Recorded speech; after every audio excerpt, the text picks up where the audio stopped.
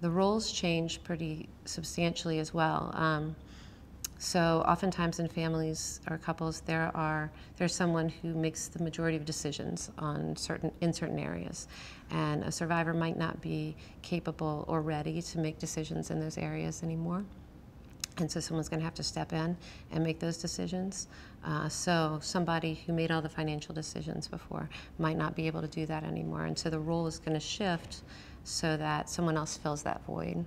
And everyone in the family, children included, are going to have to adjust to these changes in roles.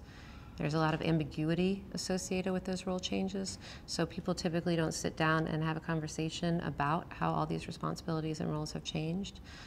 So it's confusing for everybody to try to figure out who's supposed to be doing what and who's in charge of what, and where they should go when they need things.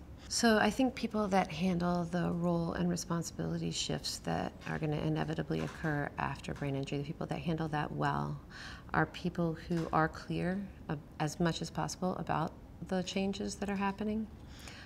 So if a mom was formerly the person who did homework with the children, rather than just having dad step in and do it sometimes, because what might happen then is mom's going to be confused about her responsibility.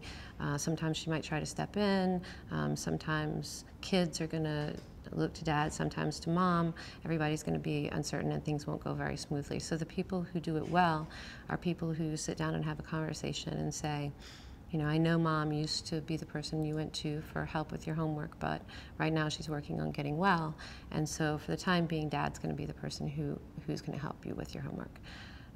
People who have those conversations, as I said, it's a very pervasive change, so it's not really possible to talk about every role or responsibility change, but people who generally address those openly and communicate their feelings around those changes are going to be the ones who do best.